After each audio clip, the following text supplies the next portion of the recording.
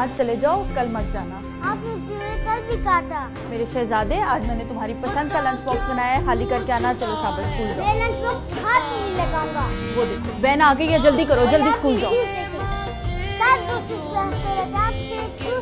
अच्छा चलो, ये फरमाइशी प्रोग्राम बाद में सुनूंगी, स्कूल जाओ, वैन आ गई है। अल्लाह हाफिज। जा रहा हूँ, लेकिन घर वापस नहीं आऊंगा। तो कहाँ जाओगे? कहीं भी, लेकिन घर वापस नहीं आऊंगा। रोजाना शूज करता था, उससे क्या पता उसकी माँ ने उसकी ख्वाहिश के मुताबिक जूते लेके रखे। आज आएगा तो उसे सरप्राइज देंगे। मेरा बेटा है।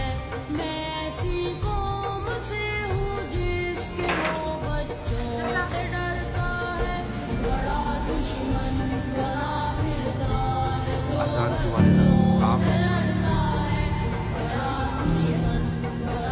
ये आप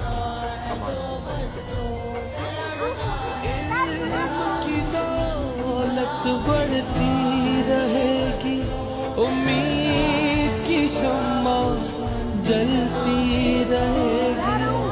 पावत है जान हमारी, इसके तुमसे शान हमारी।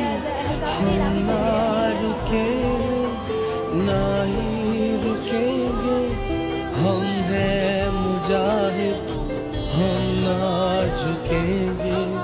याद करेगा हमको ज़माना, हमको कभी ना दिल से भुलाना।